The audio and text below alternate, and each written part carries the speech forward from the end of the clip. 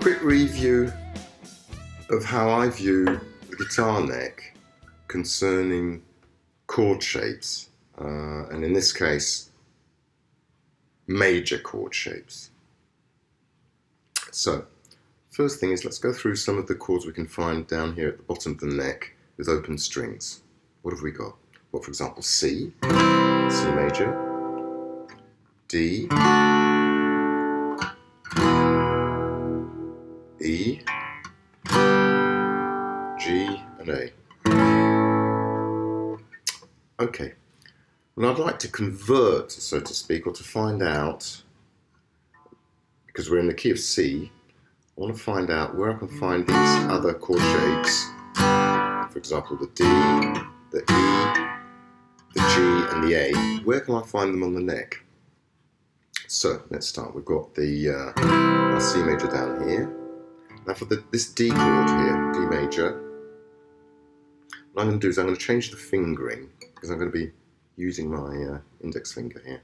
So I'll change it to that.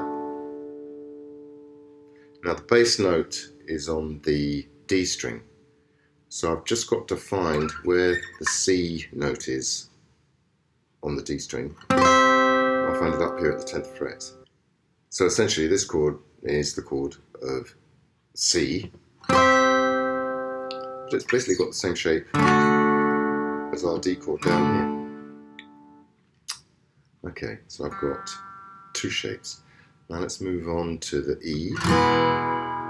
Okay, with this E major down here, we've got the E string, the open E string, which is the root note. So once again, I'm going to change the fingering, because I'm going to be needing my index finger to find the root note. And if I straight up to the 8th fret, I'm going to find the C note here at the 8th fret. Next chord, the G.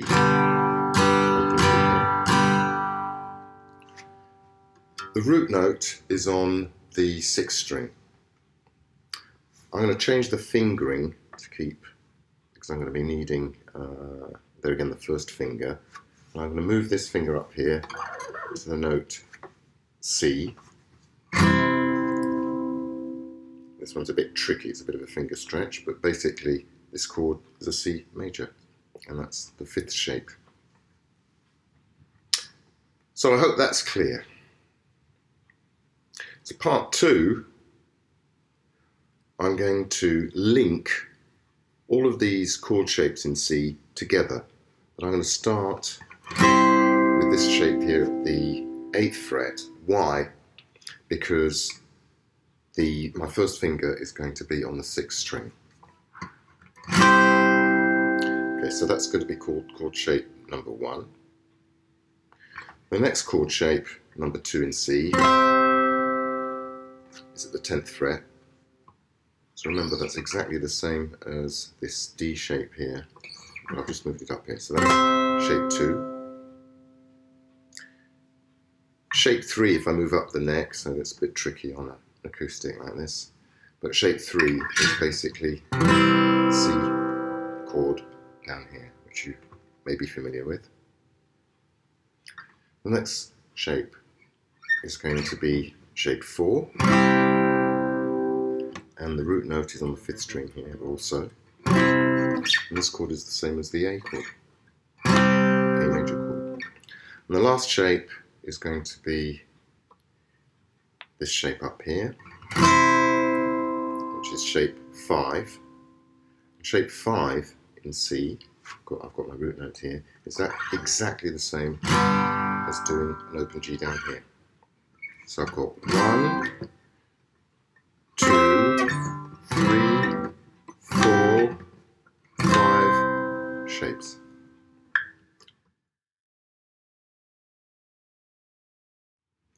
Step 2 is associating with each of these shapes a scale.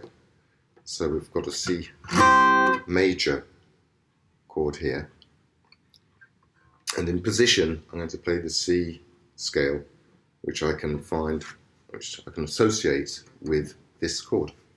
I'm just going to run through the scales. So starting on C, yeah? 1.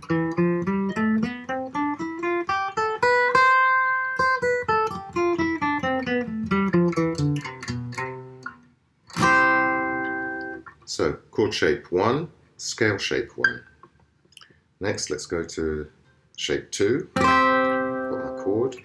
I'll start with the C note here on the 10th, at the 10th fret, sorry.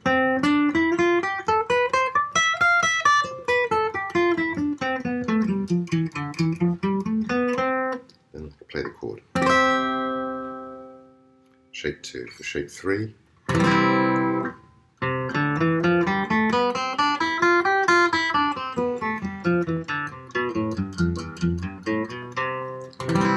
Play the chord. I could also play the scale up here.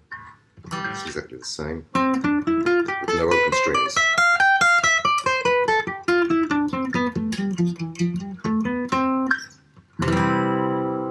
Shape 4.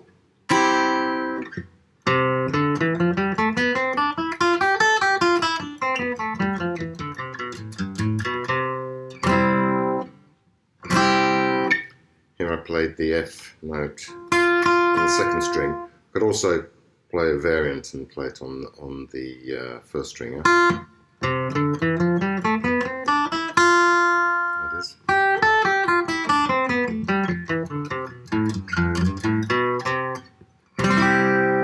And the last one, this shape.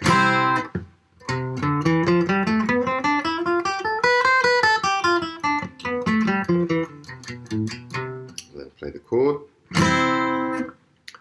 For this chord, this scale pattern, there is a choice of either playing the B note on the 3rd string or on the 4th string. So on the 3rd string,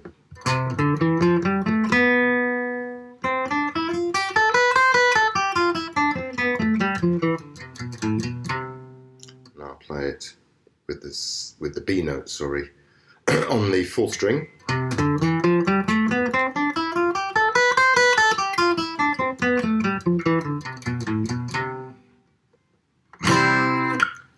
And there you go. So that kind of leads to position,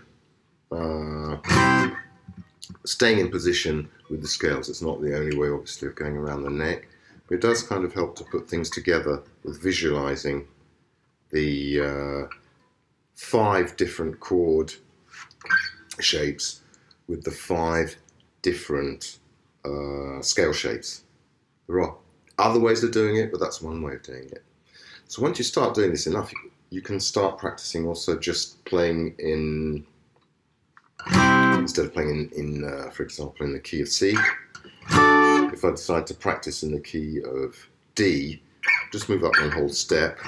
Shape 1, shape 2, shape 2, shape 3, shape 4, shape 5, and then back to shape 1. If I'm playing in the key of E, shape 1, shape 2, shape 3, 4, 5, and then back down here. So this gives me at least a kind of a visualization of the fretboard being a bit like a conveyor belt, where I'm just shifting all of those positions depending on the tune I'm working on. There you go, hope that helps.